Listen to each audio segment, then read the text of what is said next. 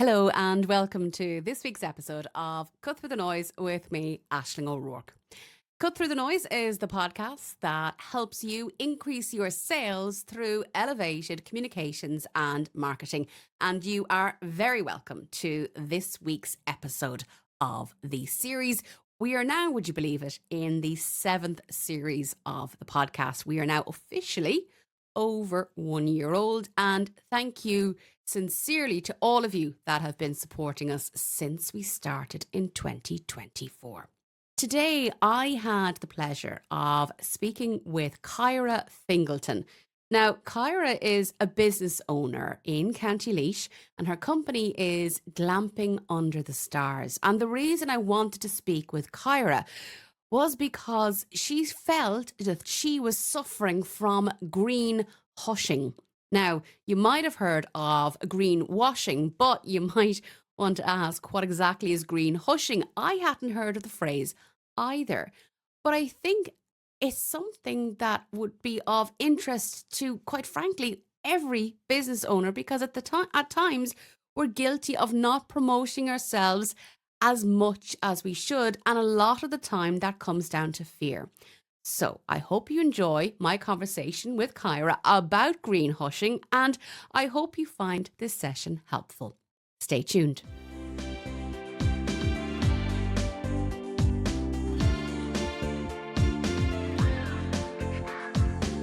Well, Kyra, you are very welcome to Cut Through the Noise. Thank you for taking time out to speak with me. Kyra, you run Glamping Under the Stars in the Midlands of Ireland, which sounds terribly romantic altogether. What exactly is your business? Thanks, Aisling. Yes, the Glamping Under the Stars, it's there's two glamp sites here actually. So our original site is our Meadow Glamp site, which is a mixture of bell tents and wooden cabins. We opened that in 2016, and then we built a second site, our Hobbit Village, which we call our Mountain Glamp site.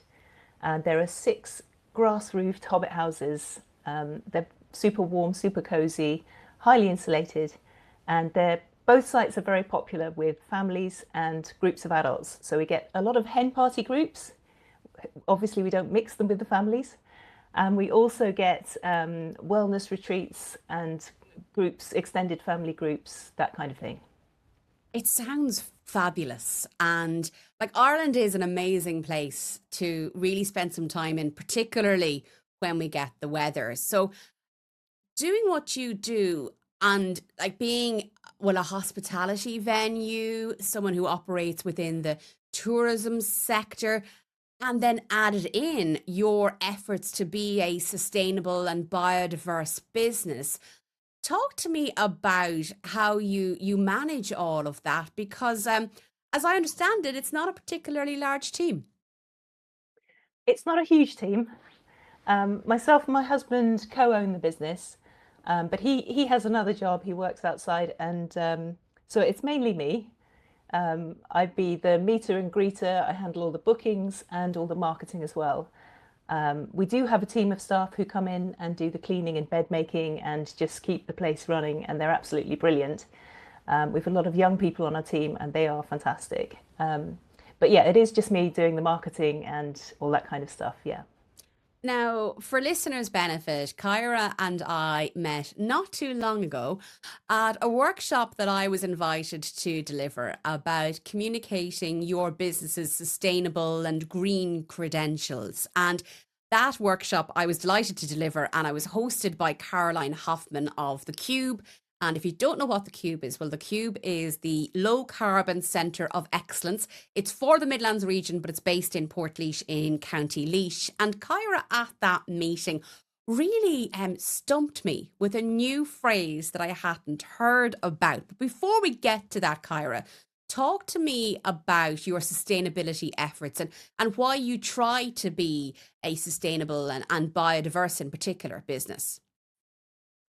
Yeah, I suppose since we started in 2016, we created the Glamp site on the family farm. So my husband's family would be farming a long time, and my mother and father-in-law are very aware of the environment, and they themselves are quite strong in terms of recycling and They're quite active in terms of encouraging biodiversity. They'd be into kind of organic farming, all that kind of thing. So that's part of the influence. And I suppose we wanted to incorporate as much consideration for the environment through the business.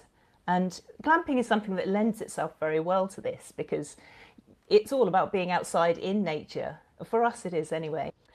And bringing that nature to our guests to help them appreciate, the beauty of it, really. I mean, we're so fortunate to live in Laois. It's not too busy, it's not overcrowded, and there's lots of beautiful natural spaces, everything from forests and waterfalls, and we've got some fantastic walks. The Abbey Leaks Bog is nearby, so there's lots of beautiful natural spaces here that guests would really appreciate, and we've tried to sort of blend our business with that. So we've set aside at least 2 acres of wildflower meadow on each site, and some of our accommodations have grass roofs just to try and use as much sort of surface area as possible to encourage wildlife habitat and biodiversity, and it's really working. We've got a lot of native hardwood trees on the site as well. We've got colonies of Irish black bees, just the sort of variety of birds, bees, all kinds of species, everything from toads, frogs, newts, buzzards, pine martins have even been spotted.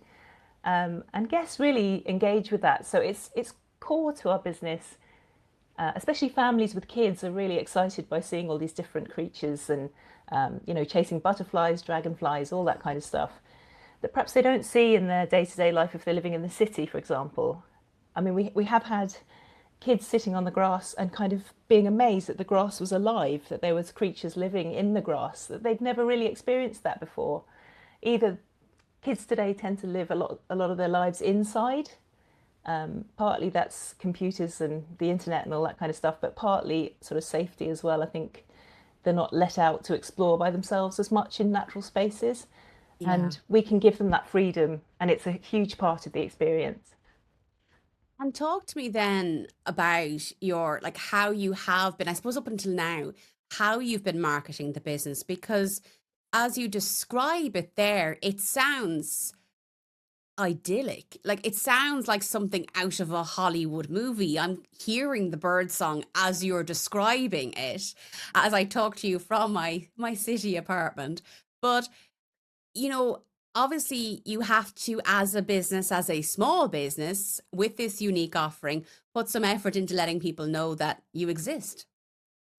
Yeah, absolutely. I mean, we have beautiful photography. I mean, if you've got lovely flowers and creatures and spaces, then a picture will tell you a lot. So, on our website, Instagram, Facebook, and TikTok as well now, we'll share photographs and visuals, little videos and things of what's going on. So you can see the beauty of the nature here. But I think it gets a little bit complicated when you get into the green message, because as we were discussing, it's a bit of a prickly subject, and a lot of businesses struggle with how to present their green message without overstating it, because there have been a lot of accusations of greenwashing, and nobody wants to be accused of that because that's a sort of dangerous territory, controversial territory. It's almost the equivalent of being cancelled. Like for a business like you to be like, if and I hope it never happens, but to be accused of greenwashing, it would be significantly detrimental. And you brought my attention to a new term, and greenwashing has become particularly, common in everyday parlance. But what exactly is greenhushing, Kyra? Yeah, greenhushing. I came across this quite recently, and it was another business that was sort of leading the way in the UK, actually.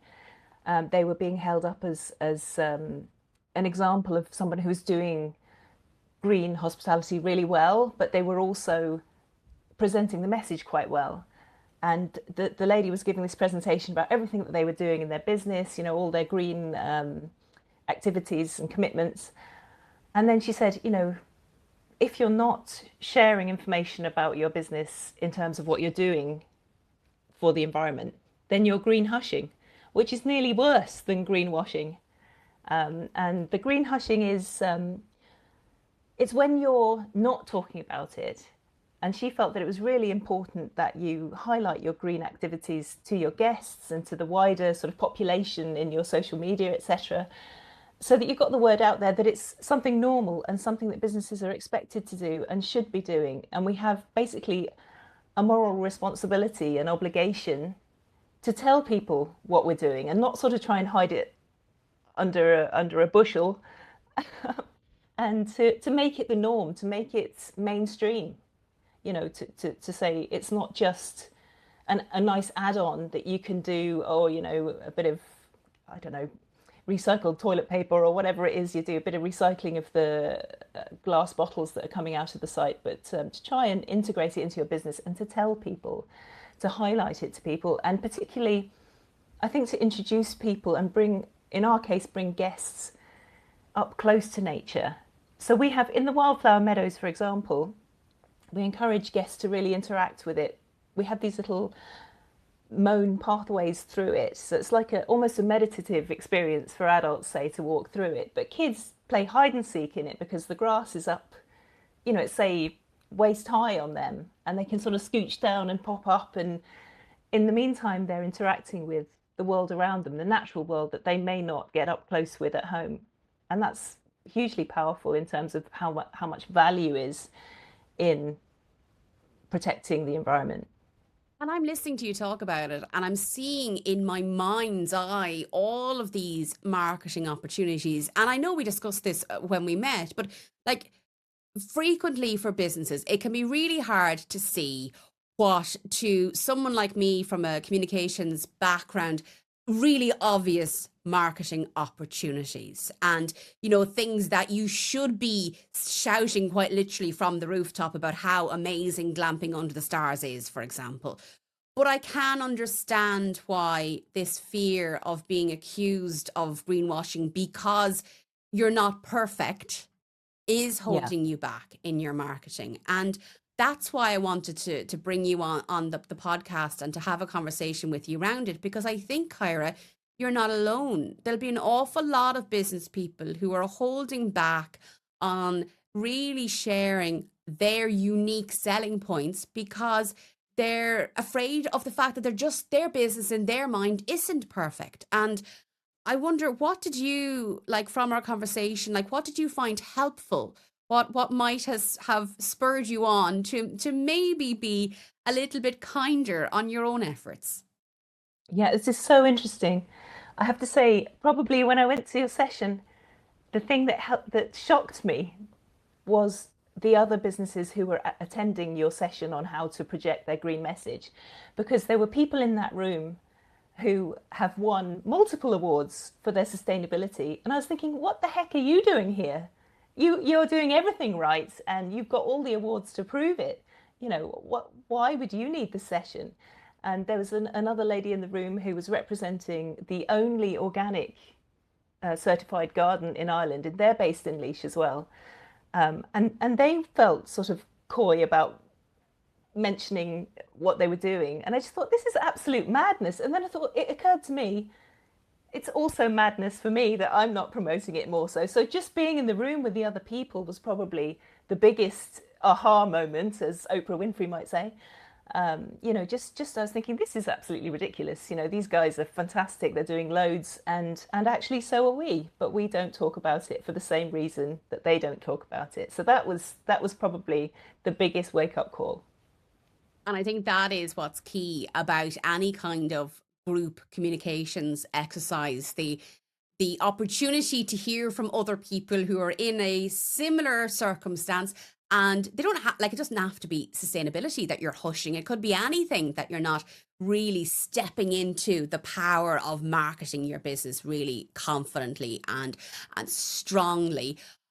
Will you, do you think, be more confident following the workshop, following like the conversations that you and I had, and perhaps the advice that I offered, but the conversations you had with the group on the day, will it give you more confidence in putting Glamping Under the Stars literally out there in lights?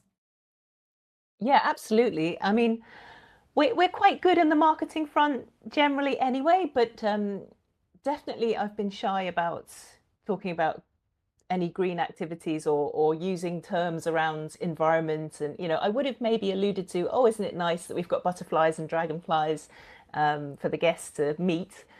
But I probably wouldn't have thought of that even necessarily as a green message, even though it absolutely is. But I think I'll definitely be highlighting it a lot more, having had that session with you, having had that wake up call, and sort of seeing how other businesses should be highlighting it. But also, I think I said to you at the time, what we really wanted was permission to talk about it, and you absolutely gave us that, and you were like, guys, come on. If somebody rebuffs you and says, look, you're greenwashing because you're not doing absolutely everything, then you need to sort of be able to respond to that and say, well, look, it's a work in progress. I mean, even the terminology around green business is ever changing. So is it sustainable business? Is it the circular economy? Is it regenerative tourism, which is the new buzz phrase out of Fulcher Island at the moment that they're using? And that takes it to another level. And it's about not just being green and looking after the environment, but looking at the wider sustainability of your business and how you interact with your local environment, your local economy, as a sort of living system, which is kind of another level again. So it's a lot for small businesses to kind of take on and to kind of understand and repackage into marketing. But yeah, we're probably all doing it to some extent. And I think, look, and something that I had to learn myself when I started out in business is that it's okay to promote yourself. And yes, if you needed me to give you permission, and to you and those who are in the room and those who are listening, it's okay to share what you're doing as long as what you're sharing is honest. And I think that's what it comes down to. Like, it's never okay to make claims that are not true about your business, because at the end of the day, you'll get caught out like you do in any walk of life. If you lie, you get caught out, and that's it. But if you can share the efforts that you're making, and if someone does perhaps on TikTok or one of the other social media platforms say, oh, but you don't have X number of solar panels, or you don't have this, well, then say, no, do you know what? We don't yet. That's an interesting point. I'll investigate that. Or no, we don't yet. But actually, would you believe it's in our 5-year plan? We're just trying to get the money together to do that. It's Yeah. okay to open up a conversation around these things. And actually, that conversation can form part of your marketing. Yeah, that's really interesting. I mean, in the session we had with you, you covered how sometimes mistakes or not always getting things right first time is worth owning and highlighting. And then it's relatable because nobody wants to be preached at about how brilliant you are at doing everything green. But, I think to accept that it is a work in progress and that, we're none of us perfect. I mean, we're still driving to the shops to get the supplies for, that kind of thing. So there's always going to be pros and cons, and you have to own that. Yeah. And we all make mistakes. At the end of the day, we're all human. And, sometimes things go wrong, or sometimes things are not financially viable. Like, I talk about sustainability issues quite a lot. I'm carbon literacy certified, but I drive a hybrid because I live in an apartment and I don't have an electric car charging point, and I don't yet have the budget for an electric car. But that's in the plan. So, look, we can't let being perfect be the enemy of doing good in the meantime. And for anybody listening, if you know me, you know I don't believe in perfect. I think perfect was made up as a concept to beat ourselves over the heads with, particularly as Irish business owners, and even more so for Irish women in particular as well. But Kyra, thank you for sharing your story with us. If people are interested in finding out more about you and, of course, Glamping Under the Stars, where do we go to find out more? Well, our website is glampingunderthestars.ie, and we're also on Instagram at Glamping Under the Stars. We're on Facebook and we're on TikTok. Well, Kyra, thank you so much for your time. And I do hope that listeners found hearing from you really helpful. And I'd encourage you to go and Google Glamping Under the Stars and glampingunderthestars.ie, because I have to say, I'm going to try and make my way there myself. It absolutely sounds amazing, Kyra. Well done on your work and all that you do in terms of environmental good. Oh, thank you so much, Ashley. It's been a pleasure to talk to you. Thank you for listening to this week's episode of Cut Through the Noise with me, Aisling O'Rourke. I sincerely hope that you enjoyed my conversation with Kyra Fingleton of Glamping Under the Stars in County Laois. Kyra's website, once again, is glampingunderthestars.ie. I think there's quite a lot that each and every one of us can learn from my conversation with Kyra. You know, you might not be in sustainability. It might not be as core part of your business or as much a part of your business as it is for Kyra. Let's be honest, we all should be heading that direction. But, pushing ourselves, holding ourselves back from marketing our own companies effectively is a real problem. And I do think it's down to personal confidence as much as anything else. So, based on my conversation, my key takeaways is the importance of not allowing perfect be the enemy of getting it done. And if you want to be in business, if you want your business to be able to support you financially, help you with the mortgage payment, put kids through school, whatever the ambition with it might be, then you have to take your communications and marketing extraordinarily seriously. It has to be at the core of what you do each and every day. It's not a lastminute.com effort. It is incredibly important. So if after listening to this, you're wondering if really you could do with emphasizing and marketing yourself more, then I do think that it's important to get that objective opinion. And whether that's through myself, through the communicationscoach.ie, or another communications expert, bringing on an external advisor to even just to have a chat with them over a cup of coffee about your marketing efforts, it is valuable. It's worth the investment. And I myself get advice on how I'm communicating for my own business because I'd be a fool not to. Let's be honest about it. An objective pair of eyes is always helpful, as long as the person is qualified to give the advice, of course. If you would like some personalized advice on your communications and marketing, please do check out thecommunicationscoach.ie. You can email me on hello@thecommunicationscoach.ie. Don't worry, all the links will be in the show notes below this episode on your preferred podcast app. And you can still join the Clarity Collective, my monthly mastermind, where we as a group help each other out with our communications. I share some key tidbits each and every month, but a lot of the key learnings is from us sharing collectively what we were doing and coming up with solutions for each other for the problems that we're facing. Because frequently I'm finding more and more, we're not reinventing the wheel. We can help each other on our communications journey. And that's the Clarity Collective. And you can find out more about that on thecommunicationscoach.ie. Well, that about wraps up today's episode. Thank you for listening. If you enjoyed my conversation with Kyra Fingleton, or indeed you've been a loyal listener and you have enjoyed previous episodes, please do go to your preferred podcast app, whether it's Spotify, where you can give us a rating or a comment on a podcast episode individually, or indeed if it's on Apple, you can write us a review, or if you just want to connect with me on LinkedIn at Aisling O'Rourke CC, you can even give me a recommendation. So please do support the podcast. Each and every comment, message, like and star rating are appreciated. Have a great week. Remember to prioritize your communications and marketing, because if you're not singing your praises, no one else is going to do it for you. And remember that while content may well be king, clarity is key if you want to cut through the noise and stand out from the crowd.